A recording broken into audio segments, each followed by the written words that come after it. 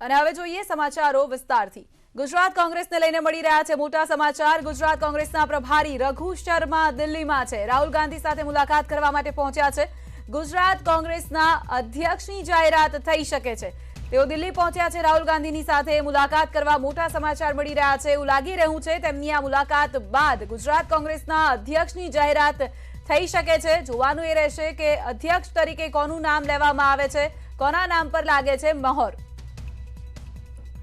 તો ગુજરાત કોંગ્રેસને લઈને મોટા સમાચાર મળી રહ્યા છે। આ અગાઉ સોનિયા ગાંધી સાથે જે 1-to-1 બેઠકો થઈ હતી, મુલાકાતો થઈ હતી, ત્યારબાદ તેઓ રાહુલ ગાંધી સાથે મુલાકાત કરવા માટે પહોંચ્યા છે। રઘુ શર્મા દિલ્હી પહોંચ્યા છે રાહુલ ગાંધી સાથે। તેઓ મુલાકાત કરવા અને બેઠક કરવા માટે પહોંચ્યા છે। ત્યારે લાગી રહ્યું છે કે તેમની આ બેઠક અને વાતચીત બાદ ગુજરાત કોંગ્રેસના અધ્યક્ષની જાહેરાત થઈ શકે છે। મોટા અને મહત્વના સમાચાર ગુજરાત કોંગ્રેસ માટે મળી રહ્યા છે। રઘુ શર્મા પહોંચ્યા છે દિલ્હીમાં, રાહુલ ગાંધીની સાથે મુલાકાત કરવા માટે તેઓ પહોંચ્યા છે।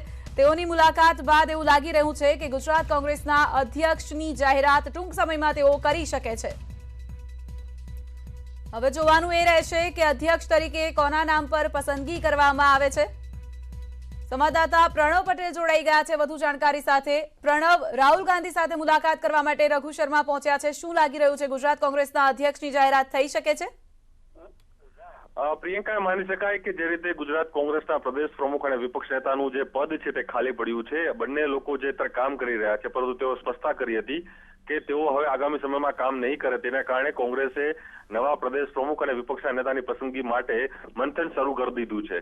ત્યારે જોવાનું રહે છે રઘુ શર્મા જે રાહુલ ગાંધી સાથે મુલાકાત કરી રહ્યા છે, તો મનાઈ રહ્યું છે કે નામો ઉપર સહમતિ થઈ શકે છે, કારણ કે રઘુ શર્મા એક રિપોર્ટ છે તે તૈયાર કર્યો હતો। તે રિપોર્ટ તૈયાર કરીને રાહુલ ગાંધીને આ રિપોર્ટ છે તે આપી રહ્યા છે। તેથી મનાઈ રહ્યું છે કે દીપાવલી પહેલા અથવા દીપાવલી બાદ સત્તાવાર રીતે કોંગ્રેસ પાર્ટી પોતાના પ્રદેશ પ્રમુખ અને વિપક્ષ નેતાની નામની જાહેરાત કરી શકે છે।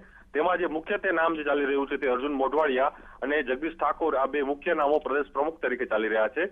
ન્યૂઝ પાસે એક્સક્લુઝિવ માહિતી છે તે પ્રમાણે એમાં પણ ઓબીસી સમાજના પ્રમુખ બનાવે તે પ્રકારની હલચલન ચાલી રહી છે। તો બીજી તરફ જે વિપક્ષના નેતા છે તેની અંદર પાટીદાર સમાજને સ્થાન અપાય તે પ્રકારની પણ વાત ચાલી રહી છે। તેમાં મુખ્યત્વે વિરજી ઠુમ્મર એ સૌથી આગળ ચાલી રહ્યા છે। વિરજી ઠુમ્મરને કદાચ વિપક્ષ નેતા તરીકે નામની પસંદગી કોંગ્રેસ પાર્ટી કરી શકે છે। બિલકુલ, બેઠકો પરથી એવું લાગી રહ્યું છે કે હવે જે કેટલાક નામો ચર્ચામાં છે તેમાંથી એક નામની પસંદગી થઈ શકે છે। પ્રણવ, શું લાગી રહ્યું છે કે જ્યારે આ નામની પસંદગી કરવામાં આવશે ત્યારે જ્ઞાતિગત સમીકરણોને પણ એટલા જ ધ્યાનમાં રાખવામાં આવશે, કારણ કે હવે આગળ 2022ની ચૂંટણી પણ છે? ચોક્કસ માની શકાય કે કારણ કે મેં જે પહેલા જ કહ્યું કે પ્રદેશ પ્રમુખ તરીકે ઓબીસી સમાજમાંથી પ્રતિનિધિત્વ આપવામાં આવશે। વિપક્ષનું જે પદ છે તે પાટીદાર સમાજને આપવામાં આવશે। તે પ્રકારની રણનીતિ કોંગ્રેસ પાર્ટી આજે અહીં બનાવી છે। તે સ્પષ્ટ થઈ ગયું છે જે રીતે ભારતીય પાર્ટીએ સીએમ તરીકે પાટીદાર સમાજના વ્યક્તિને સ્થાન આપ્યું છે। ભૂપેન્દ્ર પટેલ જ્યારે સીએમ બન્યા છે ત્યારે કોંગ્રેસ પાર્ટી પણ એ માની રહી છે કે ઓબીસી સમાજને પોતાની તરફેણ લેવા માટે ઓબીસી સમાજના વ્યક્તિને છે તે પ્રદેશ પ્રમુખનું પદ છે તે આપી શકે છે। અને આજની જે રાહુલ ગાંધી સાથેની જે મુલાકાત છે રઘુ શર્માની, તે મહત્વપૂર્ણ એટલા માટે બની રહે છે કે શું રિપોર્ટ આપે છે તેના ઉપર ડિપેન્ડ છે। અને રાહુલ ગાંધીએ પણ સ્પષ્ટતા કરી હતી જ્યારે 23 જેટલા કોંગ્રેસના વરિષ્ઠ નેતાઓ દિલ્હી ખાતે મુલાકાત કરે છે ત્યારે પણ તેઓએ કહ્યું હતું કે પાર્ટીની શિસ્તતા એ મહત્વની રહેશે। પાર્ટી સાથે જોડાયેલા જે વ્યક્તિઓ છે તેને પાર્ટીમાં ઊંચું સ્થાન આપવામાં આવશે। જે લોકો પાર્ટી છોડવા માંગતા હોય તે છોડી શકે છે। આ તમામ જે વાતો છે તે તેઓએ કરી હતી ત્યારે એક સંકેત આપી દીધો હતો। સાથે એ પણ વાત છે કે જે ગઈકાલે પ્રદેશ પ્રમુખ અમિત ચાવડાએ વાત કરી હતી કે આવનારા નવેમ્બર મહિનામાં કોંગ્રેસની ચિંતન શિબિર યોજાશે અને આ ચિંતન શિબિરની અંદર ખુદ રાહુલ ગાંધી, સોનિયા ગાંધી, આ તમામ વરિષ્ઠ જે કોંગ્રેસનું નેતૃત્વ છે તે ગુજરાતની મુલાકાતે આવશે અને ત્યારબાદ પણ પ્રદેશના પ્રમુખ અને વિપક્ષના નેતાના નામની જાહેરાત થશે। પરંતુ આજે સહમતિની વાત છે, કદાચ સહમતિ સહમતિ આપી દેવામાં આવશે અને સત્તાવાર જોવાનું રહેશે કે ક્યારે નામની જાહેરાત થાય છે।